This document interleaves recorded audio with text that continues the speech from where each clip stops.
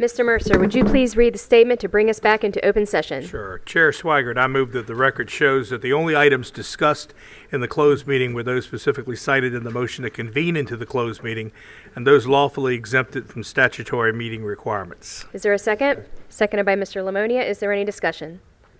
All those in favor, please signify by saying aye. Aye. All opposed? Dr. Smith. Motion carries with all board members voting yes. Dr. Cotton, do you have items resulting from closed session? Thank you, Madam Chair. I have some administrative appointments for board approval. The first one, Dr. Melissa T. Goodwin from Supervisor of English Language Arts, Center for Teaching and Learning, to Director of Curriculum and Instruction, Center for Teaching and Learning. Dr. Barry C. Brown from Principal Crestwood Middle to Principal Deep Creek Central Elementary. Dr. Heather A. Brusso from Principal Portlock Primary to Principal Carver Intermediate. Mrs. Leah H. Canterbury from Principal Carver Intermediate to Principal Deep Creek Elementary. Dr. Michelle A. Farabee from Principal Deep Creek Elementary to Principal Crestwood Middle. Mr. Wade P. Sloan from Assistant Principal Portlock Primary to Principal Portlock Primary. Ms. Jessica Joyner, Coordinator of Instruction for Special Education, Suffolk Public Schools, to Assistant Director of Exceptional Learning, Edwards Wilson Center. And Mrs. Rachel N. Haywood from Digital Media Specialist, School Administration Building, to Supervisor of Communications, School Administration Building. I'll entertain a motion for approval. Moved by Mr. McCormick. Is there a second? Seconded by Mr. Boone. Is there any discussion? All those in favor, please signify by saying aye. Aye. All opposed? Dr. Smith. Motion carries with all board members voting yes. At this time, I'd like to call upon Pastor Sarah Locke from Hickory United Methodist, who will give the opening invocation. Afterward, I'll ask Hannah Rafter, a fifth grader from Great Bridge Intermediate, to lead us in the pledge. Please stand as you are able.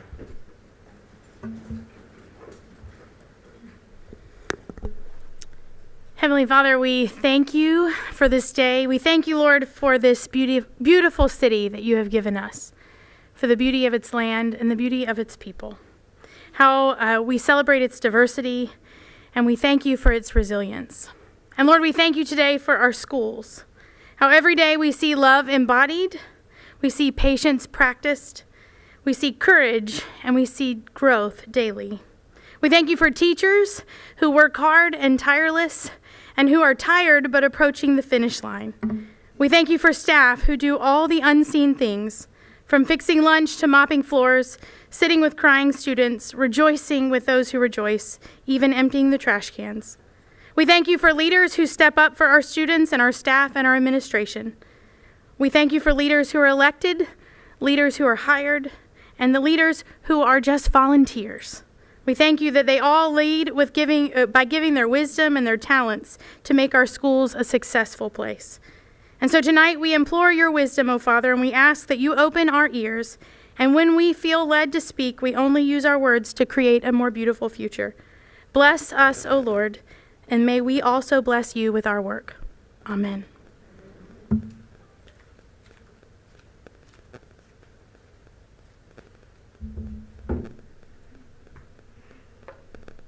I pledge allegiance to the flag of the United States of America and to the republic for which it stands, one nation, under God, indivisible, with liberty and justice for all.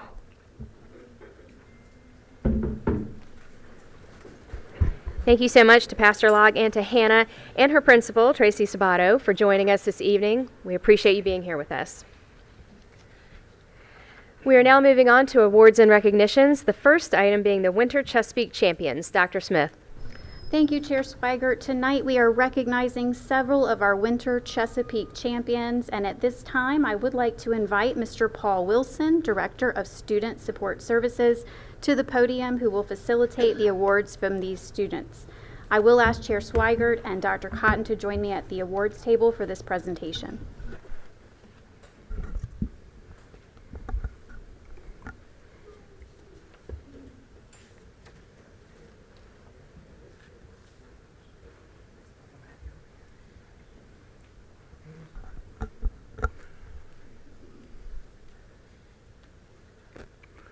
Good evening, Chair Swigert, Vice Chair Mercer, members of the school board, Dr. Cotton, and members of the superintendent's cabinet. One of the greatest privileges of the Department of Student Support Services is being able to celebrate the achievements and successes of students and coaches in Chesapeake Public Schools. Tonight is one of those nights as we are here to recognize the Virginia High School League State Championship Theater Festival team from Grassfield High School. Tonight we have the members of that championship team in attendance with us. They're behind me right now. And we respectfully remind all in attendance tonight that the business of the board meeting continues beyond this presentation.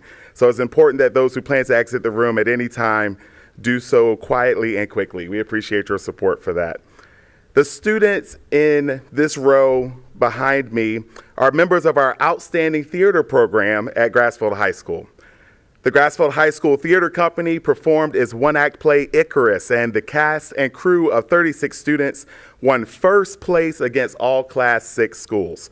Remarkably, this championship marks Grassfield's third consecutive Class 6 title and their sixth state championship in the event in the last 17 years.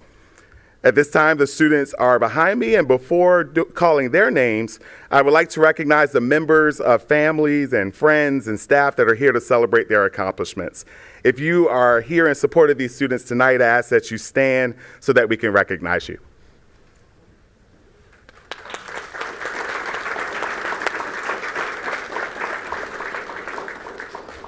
Thank you so much. Family and friends, our board is photo friendly, and we know that you may be interested in capturing that perfect photo to commemorate this occasion. So we would like to invite you to go behind the dais at this time if you would like to capture the perfect photo.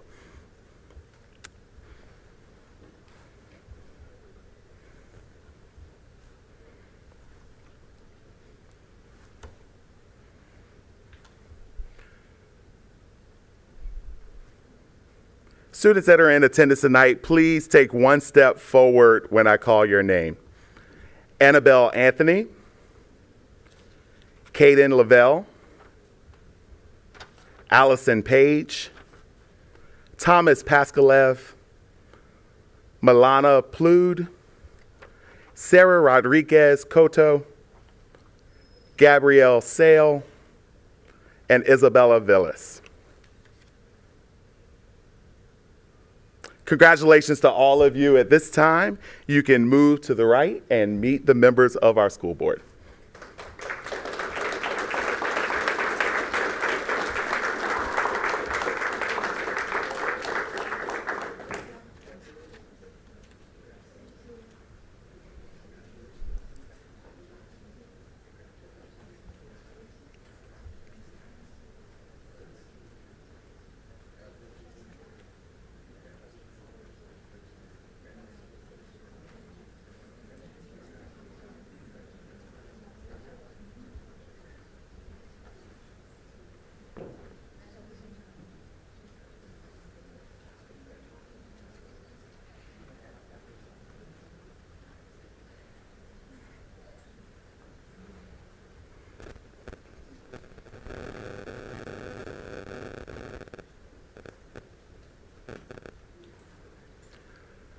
Finally, there were members of this championship team that were unable to attend this meeting, but as they were a major part of the team's accomplishment, we would like to call their names in case they're watching online tonight. The remaining team members are as follows: Jordan Adams, Lily Banks, Avia Binkley, Bailey Bowles, Zeta Burney, Addison Clifford, Rachel Davis, Matthew DeBerry, Remy Freeman, Alexandria Gibson, Peyton Gibson, Kayla Good, Kaya Hamlet, Annabelle Herman, Gabrielle Holsinger, Azula Johnson, Caroline Kukowski, Avery La Alcazar, Timothy McVoy, Nicholas Miller, Arushi Nassar, Alexandria Reynoso, Levi Schweigert, George Schwind, Aiden Swallow, Elena Tribble, Mila Vainich, and Emily Wright. Also, this team is coached by Laura Aguadello.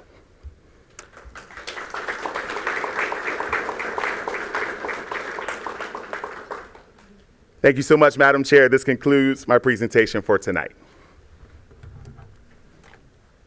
Thank you, Mr. Wilson.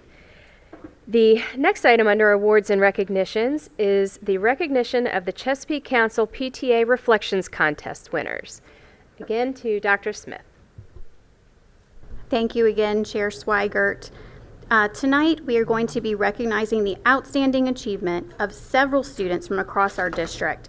They are the first place winners of the Chesapeake Council's PTA's Reflections contest.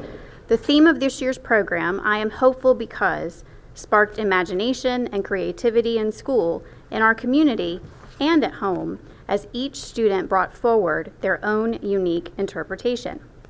The students being recognized tonight earned top honors in their chosen category at the citywide competition. Several of those students also placed in the Virginia PTA Reflections program.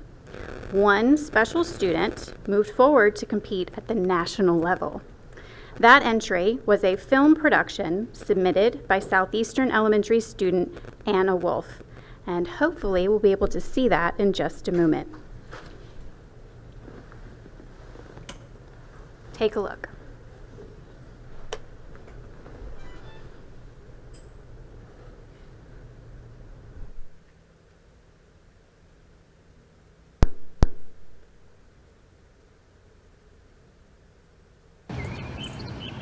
Hi, my name is Anna, and I'm here at Truett Intermediate, and I'm going to say hi to my old preschool teacher, Miss Rader. She gave me this. It has a heart on the front and it says my name on the back.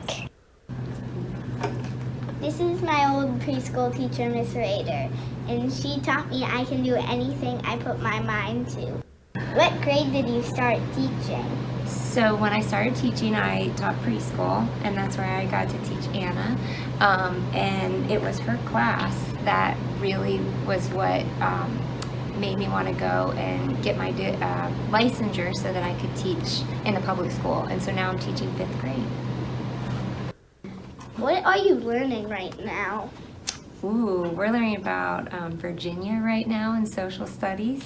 So we've been doing a lot of learning about regions and major rivers and bordering states. And in math, we've been learning about the order of operations. I don't know that yet. You will. And you'll have to tell yourself, I can do anything if I put my mind to it. I will.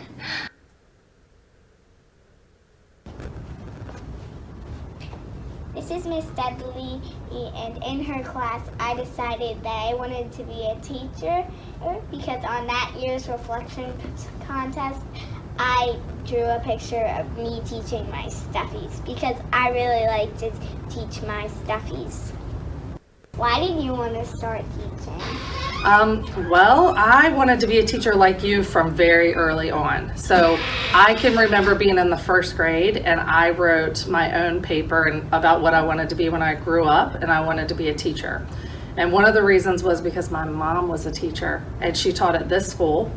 And I used to come in her classroom from the time I remember when I was a little girl, and I would help her do her bulletin boards and help her decorate her room every summer and get all of her stuff ready. And that was just something that I knew. I saw how passionate my mom was about teaching, and she would come home and tell us all different things about teaching, and I just knew that I wanted to work with children and how much I loved to be around kids every day.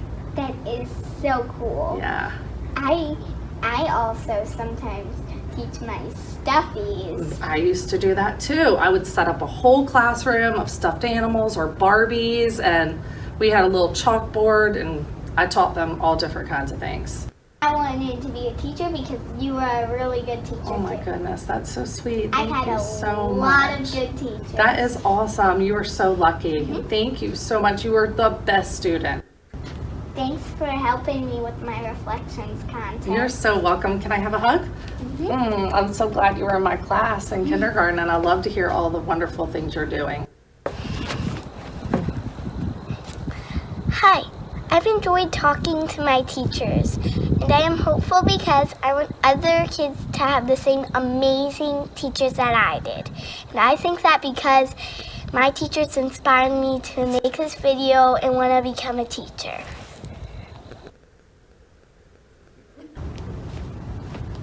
This is Miss Dudley, and she... Oh.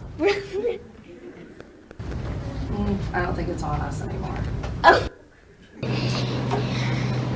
forgot what to say.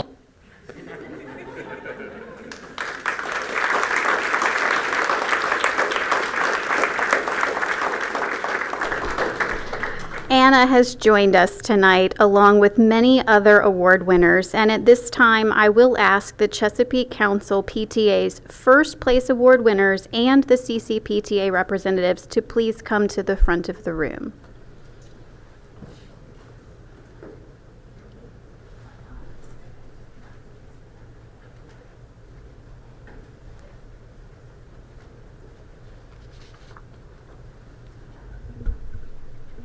I thought that was such a perfect video for Teacher Appreciation Week, wasn't it? And while they're finding their spot at the front of the room, just to give you a little bit of history, for over 50 years, the National PTA's Reflections program has helped students explore their own thoughts, feelings, and ideas, develop artistic literacy, increase confidence, and find a love for learning that help them become more successful in school and in life.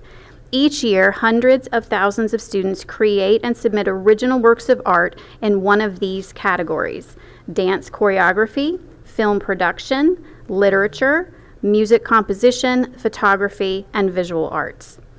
In just a moment, as I call the names of the winners, I'll ask them to take a step forward when their name is called. But before I begin, I would like to recognize our CCPTA representatives who are assisting tonight. Thank you so much for your dedication.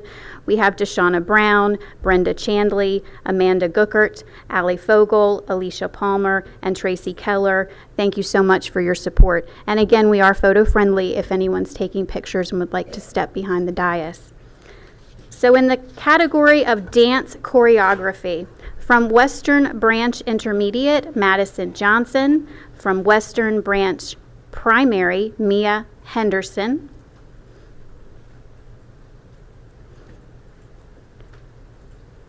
In the category of film production, from Hickory High, Suzanne Hunt. Cedar Road Elementary, Darcy Ann Lyons. Jolliffe Middle, Layla Armitage. Southeastern Elementary, Anna Wolf. In the literature category, Grassfield High, Briseis Bradley. Cedar Road Elementary, Anna Maria Solis. Hickory Middle, Olivia Newberry. And Butts Road Primary, Juliet Ardelin. In the music composition category, from Hickory High, Zoe Wasick. From Southeastern Elementary, Chandon Mulkey. From Great Bridge Middle, Matthew Daly. From Southeastern Elementary, Kiera McMurray. From Great Bridge High in the photography category, Ashley Miola. From Southeastern Elementary, Weston Warmbier. From Great Bridge Middle, Tyler Lee. From Butts Road Primary, Izzy Walker. From Crestwood Intermediate, Leonard Brown III. And finally, in the visual arts category, from Grassfield High, Dylan Davis.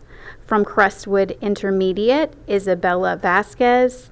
From Western Branch Middle, Suroshri Sarkar. From Deep Creek Central Elementary, Chloe Johnson. From E.W. Chittum Elementary, Maxon McDade. And from Hickory Middle, Bruce Bear Chittuck.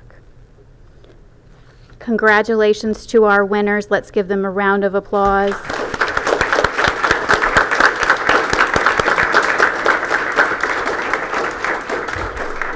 And at this time, I would like to invite you to your right to meet the members of the school board.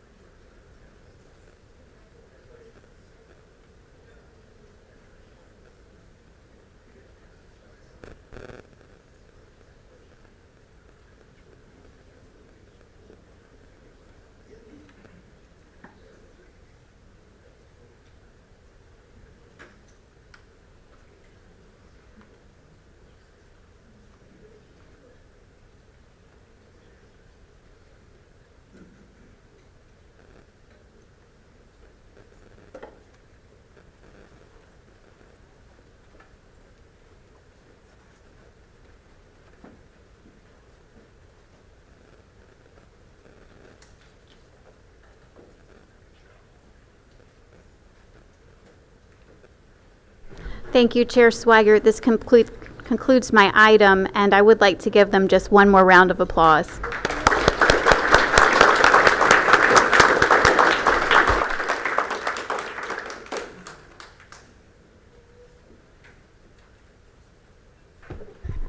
Yes, congratulations to you all. We are now moving on to the hearing of citizens. During their allotted time, speakers should observe our rules of decorum and know that expressions of concerns and criticism on matters of school policy and operations is welcome. While the speaker's own comments are welcome, they may not play pre-recorded messages. Dr. Smith, are there any citizens who have requested time to speak this evening? Yes, Madam Chair, we have 4 citizens requesting to speak. I want to thank those speakers who have signed up to address the board this evening. There are 2 ways that citizens can request time to speak at the meeting. You can call the clerk's office before 12 noon the day of the meeting, or sign up to speak prior to the start of the meeting. All in-person requests to speak must be submitted to the deputy clerk 5 minutes prior to the published meeting start time. Each speaker will have 3 minutes to address the board. Once your allotted time is over, we ask that you promptly exit the podium. You may choose to sit in the boardroom if seats are available, but standing or sitting on the floor will not be permitted, and you may not block the exit doors. We would also like to ask that you refrain from any behavior that disrupts the meeting, including the use of profanity, applause, cheering, or jeering.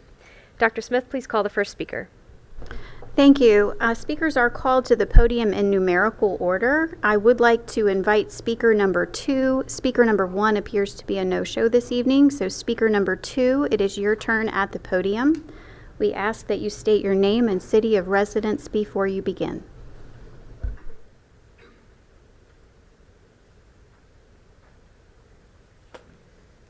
Good evening. My name is Jim Kuiper, 1024 Chesterfield Terrace in Chesapeake, and I've got grandkids. 2 have graduated so far, but still have a young man in Hickory.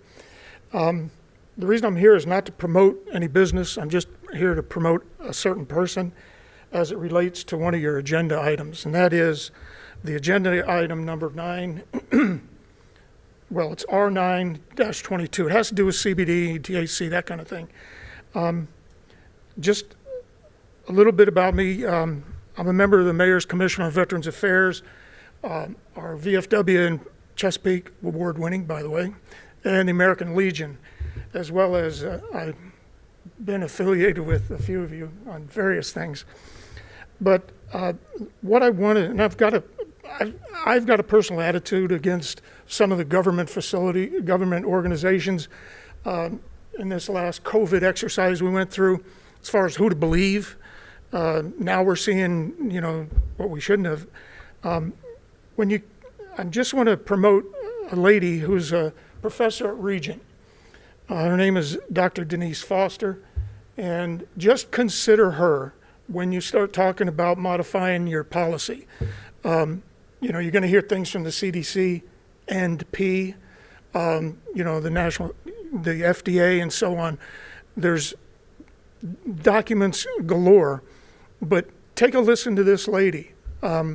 She's got so many abbreviations, before and after her name, So that was the reason I wanted to make it a point here.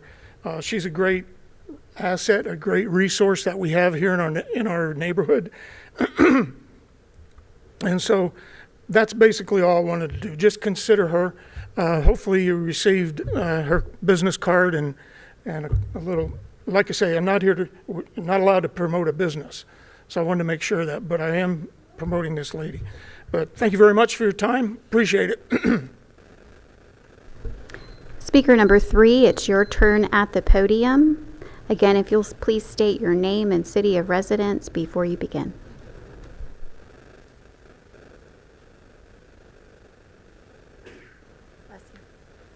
Hi, my name is Ann West Kessner. I live in Chesapeake, Virginia, Deep Creek, and I am a chaplain at CHKD and also a mother of 1 son. His name is Parker, and he is 7. I am coming to talk to you. First of all, thank you for allowing me to speak with you and to you about my experience as a special education mother. My child, Parker, has autism and ADHD. And we have been in the Chesapeake program since pre-K 2. So thank you for your support of the special education program. Please know that my account is personal, but I do echo from many other parents. It is quite difficult to make time with the degrees of school, and routines are very important. So I wanted to just speak a little and encourage you all to hear a perspective that might be helpful, I hope, about communication and the special education teachers in addition to the mainstream gen ed teachers. We have been so incredibly lucky as a family to have phenomenal general education teachers who speak up and who speak to help us advocate. And I have been a little disheartened in the fact that some of their advocacy has been dwindled. It has not been echoed by leadership or administration. In fact, it has been asked many times to be squelched, and that has been in my presence as well. As somebody who just had an IEP review today, the level and the tone of respect is not what I would hope for between administration and special education teachers and general education teachers. For me, our general education teacher is our in-between. They advocate for what we cannot see as parents during the day. Complexities with academics, social structures, friendships, simple tasks. They help us to echo what we hope to see at our house. And so it's very important, and I take that into deep consideration. And I just want to give credit where credit is due. And I wish that leadership and administration would take the time to recognize this level of incredible impact that they have, in addition to the neurotypical students in their class. I would also like to share that the communication and the logs that I have requested in the past have been met with uncertainty and have not been provided to me, which we have addressed from a school standpoint. But I would also really like to encourage the administration to dive in to special education, to understand the complexities with which parents are asking for logs, with which parents are asking for communication, not to be argumentative, but rather to be a voice that their child is still finding. And lastly, I would really love to just encourage the school board. Thank you so much. I appreciate your time. Thank you. Speaker number 4, it's your turn at the podium. Please state your name and city of residence before you begin.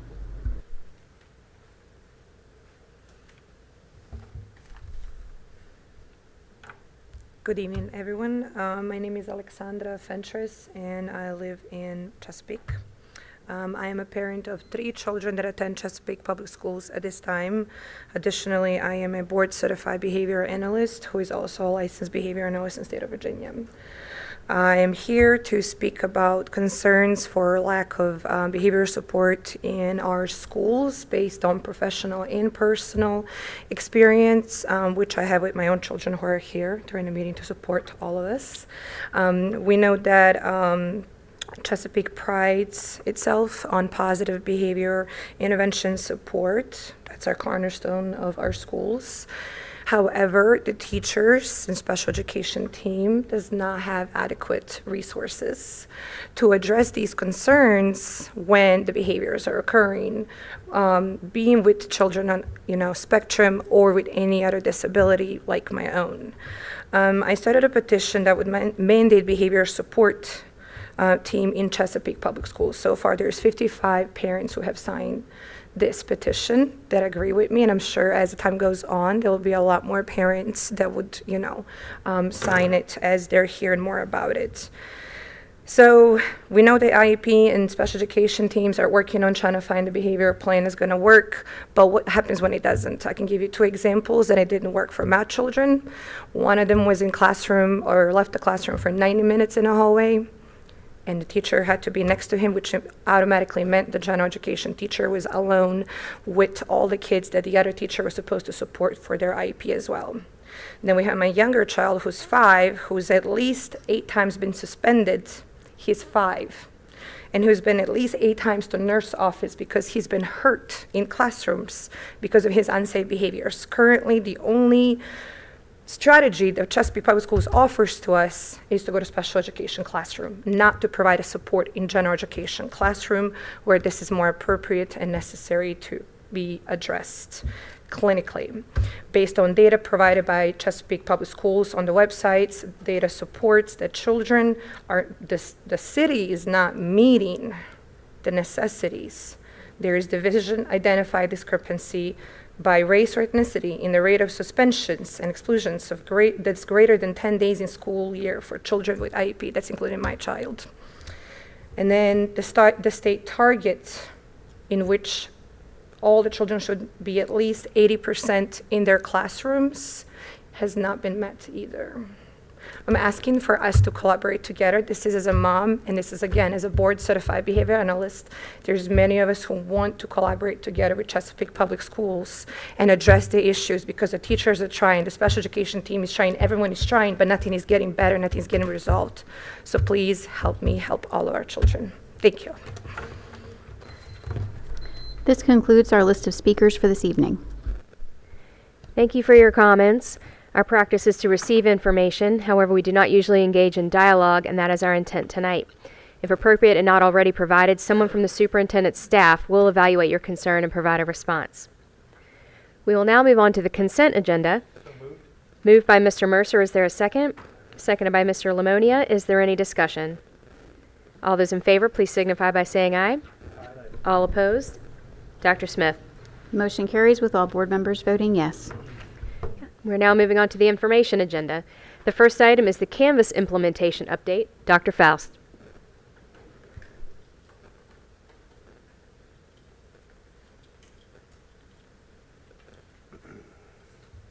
Good evening, Chair Swigert, Vice Chair Mercer, esteemed board members, Superintendent Cotton, staff, citizens of Chesapeake. I'm Dr. Jeffrey Faust, your Chief Technology Innovation Officer, and I'm excited to share an update on Canvas and Mastery Connect in our district. Canvas has become an essential tool today, and I'm going to outline some recent progress as well as updates that have been tailored to our students and staff, and how we're integrating Mastery Connect for deeper insights into student learning. Looking at this graphic, you can see that we are on step 3 of 5, and that we had laid out for our first year in what was planned and already designed as a multi-year implementation. I'd like to start by sharing with you some of the exciting developments and improvements that are in place, as well as what we know from our data about our community of users. For our youngest learners, K through 5, simplicity is the key. We've streamlined their Canvas experience. Starting this year, we were able to provide a single homeroom course for the organization of all subjects. That homeroom page also provides easy access to important announcements and their schedule, which are both front and center, helping them to stay organized. Our older students get a visually engaging homepage as well, but their courses look a little bit different. Instead of the homeroom container that our elementary students utilize, they see tiles and an agenda view that puts deadlines at the forefront. We also provide them with a to-do list that keeps them on track. Each course has its own container for easy navigation and a consolidated calendar to ensure that they never miss a due date, which I'm sure anybody who's a parent knows that never happens. For teachers and staff, they see something just a little bit different. A homepage that provides more flexibility to work on courses even before they go live, a to-do list, and even visual alerts to help them to highlight grading, feedback, and other things requiring their attention to ensure that students get timely support. Now, we know that parental involvement in education is crucial, and Canvas's observer role and the Canvas Parent app simplify access to the information that parents want most. Parents get push notifications for grades, assignments, announcements, and can easily switch between multiple children if they have several students in our schools.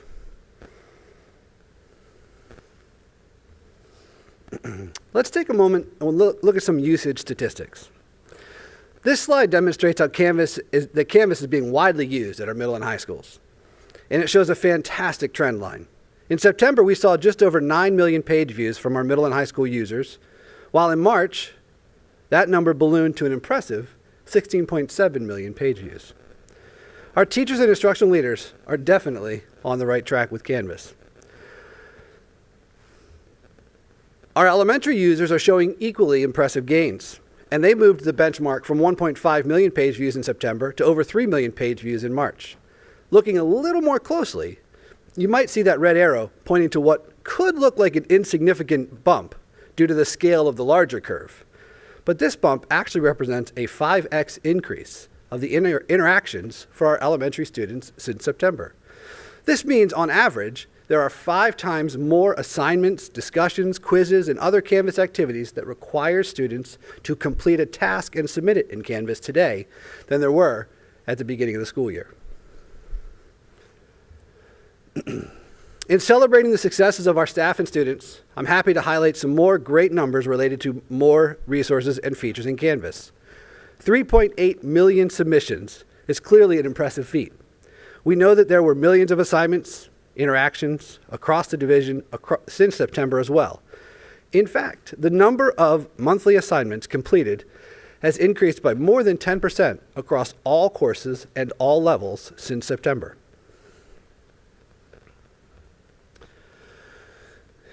I would be remiss to not take a moment to recognize the incredible work of our teaching and learning team. The fantastic camaraderie and collaboration that has been present throughout this process.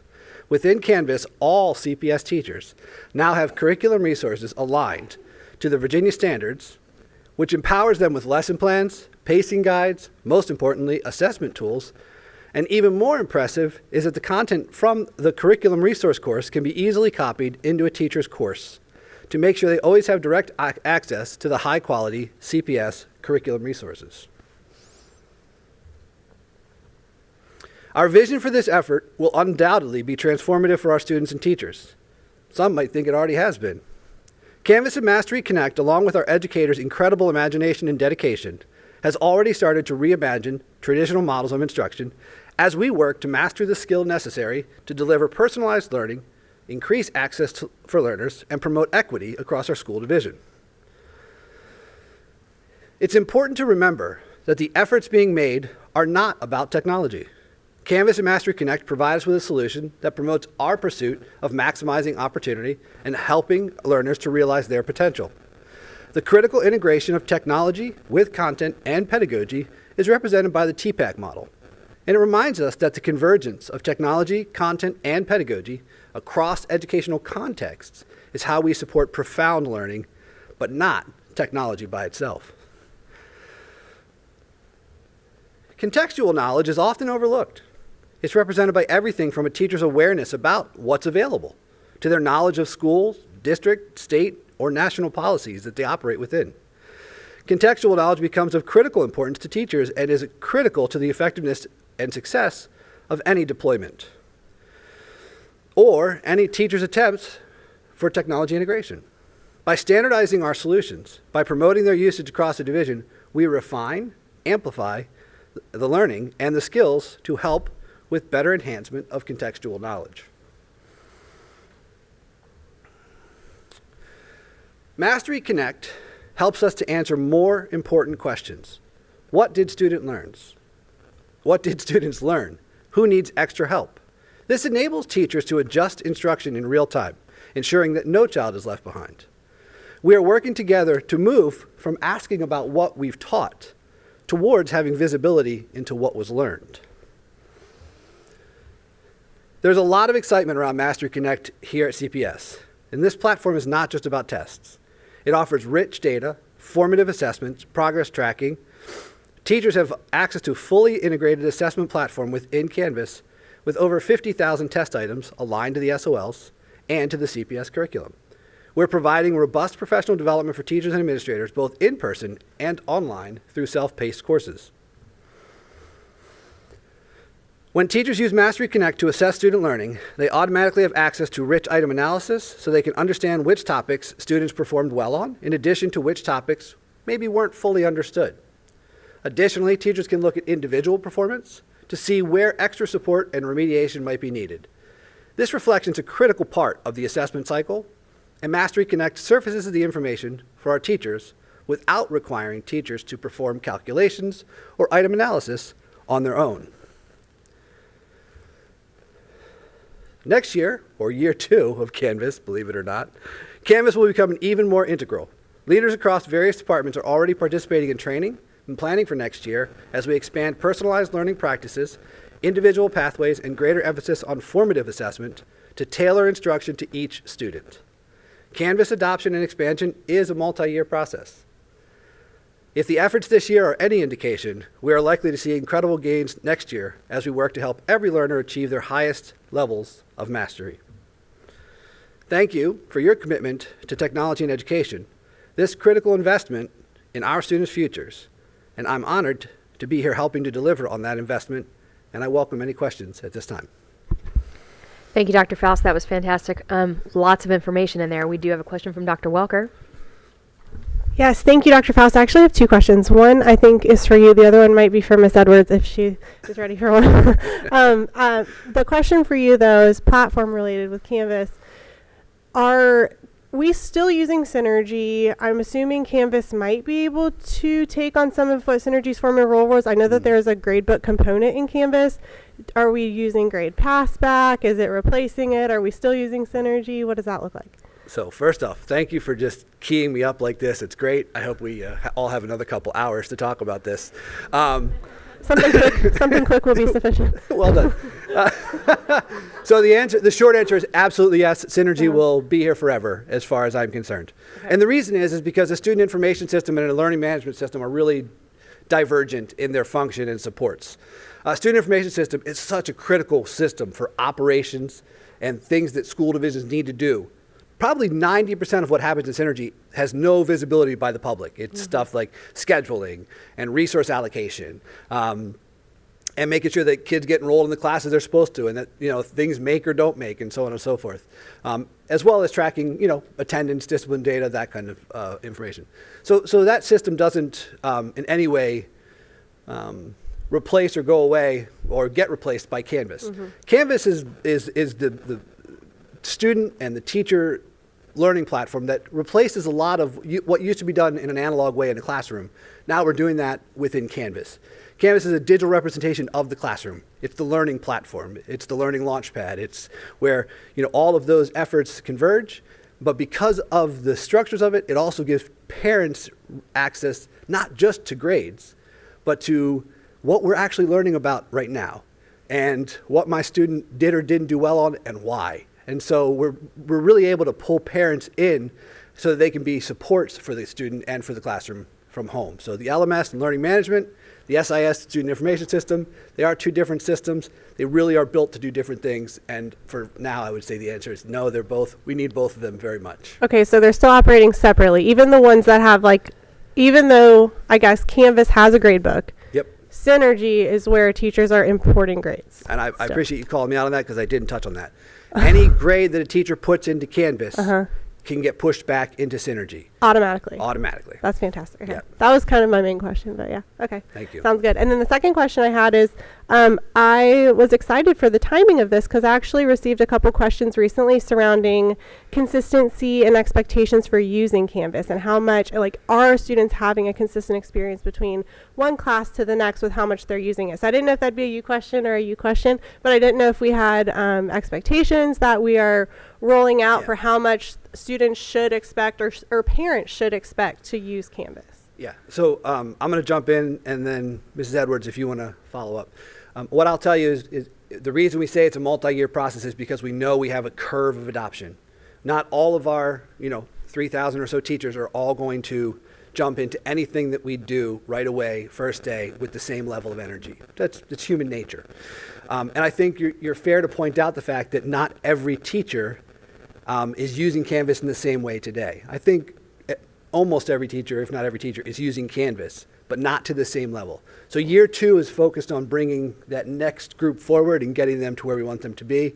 And then year 3 really is a focus on mastery and improvement and refinement. So I think it's fair to say that if you have 8 teachers, the idea that not all 8 are quite at that top level ready to go, that's a fair statement. Yeah. So what I'm hearing is the consistency is definitely going to be an expectation. It's coming. It's part of the process. 100%. We're expanding next year. Clear expectations for what we want to make sure every single teacher is doing has already been shared with principals. Thank you. Mm-hmm. I don't believe I see any additional questions at this time, so thank you so much. Thank you. The next item is the proposed revisions to School Board Policy and Regulations P9-22, Student Conduct. Dr. Miller. Thank you, Chair Swaggart. Tonight I bring before you Policy 9-22, and it's really a housekeeping issue on the policy. We identified the drugs and alcohol that are prohibited in school, and now we've just added the language as defined in Virginia law. Now I say that, but I want to make it very clear that further down in that policy, you will find about marijuana. And although the laws have changed in regards to marijuana, removing the criminal penalties for adults using it in their home, marijuana is still not prohibited on school property. So I just want to make that clear on that, for that. But the majority of the changes come in the regulations on Regulation 922. As you know, Governor Youngkin put out Executive Order 28, and in that executive order, he talked about us making sure that we are keeping parents up to date in our community on drugs such as fentanyl and overdoses, etc. So what we wanted to do on the second part of what the governor has asked us to do is that we ensure that our community is aware whenever we have an overdose, that we share with the school community and the division community. But before I go any further in that, I do want to give you a definition. So I'm going to read what an overdose is so that all the community and school board members we wanted to make sure that we define what an overdose is. An overdose means a life-threatening condition resulting from the consumption of or use of a controlled substance, alcohol, or any combination of such substances as defined by the Code of Virginia. So that's an overdose. It means life-threatening condition. Now, what we've also added into this policy is that we will, when we are aware of an overdose that has been identified as an overdose, that we will inform our parents and our community members and give them resources and updates on information related to drug overdoses. Any questions on that particular policy and the regulation? I don't see any questions at this time. Thank you. Thank you. If no questions, then I'll make sure to put the policy 922 on the consent agenda for the next board meeting. May I continue? Yes, please. Thank you. Okay. The next policy is policy 4-41, and that deals with student transportation. Basically, in this policy, we're just outlining that Chesapeake Public School transportation will not pick up individuals outside of the city of Chesapeake. Our buses will not go to daycare centers outside of the city of Chesapeake. There is one caveat I need to share with you, though. That one caveat is with our McKinney-Vento students. As you know, if they are living in Chesapeake and become homeless, then we are required to pick them up wherever they may be located until they find stable housing. Any questions? If there are no questions, then I'll put this one, policy 4-41, on the consent agenda as well. And that concludes all of my policy updates. Thank you. Thank you, Dr. Miller. There being no items on the action agenda, we will now move on to the superintendent's report. Over to you, Dr. Cotton. Thank you, Madam Chair, members of the board. Just have a handful of announcements that I need to make for the month of May. If you haven't heard yet, we have several celebrations going on this month, which is exciting. We have Jewish American Heritage Month and Asian Pacific Heritage Month for the month of May. This week is also Teacher Appreciation Week, which we're really excited about, May 6th through the 10th, and we've already started celebrating today. We have National School Nurses Day, which is May 8th of this week. We have National School Communicators Day on May 10th, And next week is Custodial Appreciation Week, May 13th through the 17th. Also want to ask the board for approval for a calendar adjustment this evening. I'd like to put an idea forward for board consideration. With the end of the school year right around the corner, we have another celebration, believe it or not. This marks the first school year since I've been superintendent here in Chesapeake Public Schools that we have not used any of our bank time for weather-related closures. And some of you may remember several years ago, CPS would celebrate a milestone like this by finding a way to give back that bank time to our dedicated employees, hardworking students, and their families. With this in mind, I would like to make a recommendation for the board to consider, and that's an adjustment to the current school calendar to include Friday, May 24th, 2024, as a part of the Memorial Holiday, giving our students and staff that additional day as a part of the holiday. And of course, I would appreciate board consideration on making this change. Mr. Mercer? Well, I think everybody's going to be happy with that. I move that the current school calendar be amended to include Friday, May 24th as part of the Memorial Day holiday. Moved by Mr. Mercer. Is there a second? Second. Seconded Everybody. across the board. Is there, Dr. Smith, just pick a second. Is there any discussion? All those in favor, please signify by saying aye. Aye. All opposed? Dr. Smith. Motion carries with all board members voting yes. Thank you, members of the board, for that support. I know our employees and our students and staff and parents are very excited about that change. With that, I'm going to go into my spotlight for this evening. Thank you again for the chance to share some highlights from across our district with you tonight. April is one of our busiest months with a ton of opportunities to celebrate our students, staff, and community partners. First up, I'd like to congratulate our new Men for Progress Scholarship winners. I was honored to attend their 16th annual Black Male Achievement and Scholarship Breakfast recently, and I was there for the presentation of these scholarships, and Chair Swigert was there with me as well, and we had students from all 7 of our high schools, and they also recognized several of our middle school students as distinguished scholars at the event. Thank you so much for your support of our scholars. April was an exciting time across the district for our annual Month of the Military Child celebrations. On April 27th, we hosted our 3rd annual Operation Military Families event at Indian River High School. It was a wonderful opportunity for students and families to connect with one another and with resources specifically designed to meet their needs. Thank you to the Family and Community Engagement team for hosting this event and coordinating sessions for families focused on topics like making new friends, dealing with deployments, and much more. Families also enjoyed dinner, music, and complimentary family photos provided by Life Touch, and I had a chance to stop by there, and it was a great event. Deep Creek Elementary School also wrapped up the Month of the Military Child with a special ceremony honoring their more than 180 military-connected students. Families were invited to join their kids for breakfast and a visit from State Senator Aaron Rouse, who thanked service members and their children for the sacrifices they make each and every day for our country. Special thanks to our Military Family Life Counselor, Ms. Kaysen, for organizing such a great event for our Hornets. Another incredible event held recently was the Battle of the Books. Every year, the Chesapeake Public School Library invites teams of elementary school students to compete in the trivia-style competition all about reading. The final round was hosted on May 2nd at Tyward Community College, and congratulations goes to Cedar Road Elementary School for their first place win. Hickory Elementary took 2nd place, and Grassfield Elementary came in 3rd.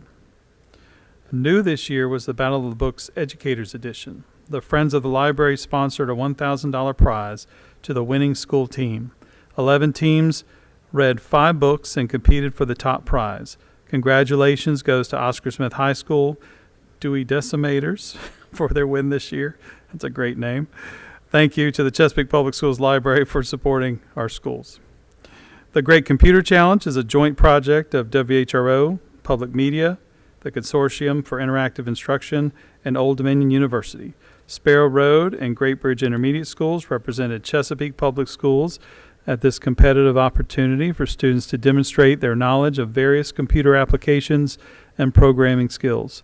This was Great Bridge Intermediate's first time competing, and they left with a wealth of knowledge. Congratulations to Sparrow Road for their first place win in video editing. The Hickory Hawks also competed in an out-of-this-world competition. The NASA Hunch Culinary Challenge encourages students to develop original recipes for astronauts aboard the International Space Station using a general theme idea. The Hickory High School team was one of the top 10 in the world invited to Houston, Texas to present their dish, a garden frittata with rosemary sauce, to a panel of 25 judges. I'd like to thank culinary arts teacher Jessica Stedman for creating this incredible opportunity for her students. I'd like to take a few minutes tonight to thank the members of the school board who were able to join me at our annual State of the School System address. I was joined on stage by several of our guests who helped highlight the important work we are doing toward meeting our Empower 2025 goals and our efforts to make sure that everyone finds their place in our incredible community. I'd like to thank our student media representatives, one from each of our 7 high schools, who joined us and captured some of these great photos from the event. If you are unable to attend, no worries. You can rewatch the event in its entirety on our YouTube channel. I'd also like to thank the Chesapeake Public Schools Educational Foundation for hosting each year and for all the sponsors and attendees who generously support our work each and every day. Before I go tonight and finish up, I'd like to remind everyone that we are celebrating our outstanding teachers this week. We are honoring our champions in teaching, and we invite you to send them a gold medal message of support. You can send your messages of appreciation for your favorite teachers using the online form available on our website.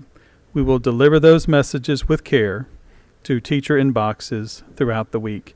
Can you believe that we've already received over 800 messages as of today? So please keep them coming. We also encourage you to connect with your school or PTA to see what other celebrations they have planned to honor our amazing teachers. Madam Chair and members of the board, this completes my spotlight for this evening.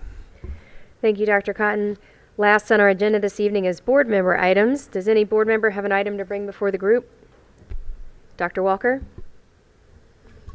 Yeah, I'll be quick. Just like Dr. Faust could talk about learning management systems all day, I could talk about teacher appreciation all day, so I'll be fast. But I did just want to say Happy Teacher Appreciation Week. I couldn't not say that. Thank you to all of our teachers. Thank you for all the hard work you do every single day. Thank you for choosing this every day. It's one of the hardest jobs in the world. I will defend that to anyone who asks me, but most people have no idea even half of what you do. So thank you for all of your hard work. I think Anna's little video that she shared was so timely this week for teacher appreciation, and I loved it.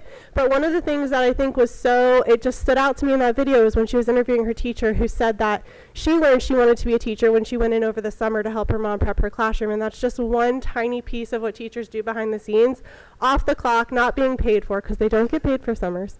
But that's something they work all summer long getting their rooms ready, because that's how much they love their students. So anyways, teachers, I hope you feel valued and appreciated this week, and thank you for all you do. I'd also like to add, I think Dr. Walker said it pretty well. I was going to echo, and I'll just say ditto. Thank you so much to all our teachers and staff and custodians and nutrition workers and so many who put everything they have into making an incredible experience for our students, and we just appreciate you so much. I'd also like to echo some of the thoughts that Dr. Cotton added about the recent event with New Chesapeake Men for Progress. It was such a wonderful event, and we appreciate their organization and so many others who go to great lengths to support our students. And I'm especially thrilled, as he mentioned, and wanted to put an exclamation point on the fact that they are extending their efforts to the middle school level and being able to support these young men and women in some cases at an even earlier stage with mentoring and financial support and so many other resources is just a wonderful opportunity, and I'm really thrilled to partner with them in that way. And the last thing I would like to say is a happy belated birthday to Dr. Walker. We hope you enjoyed a wonderful birthday. And with that, I will call this meeting adjourned.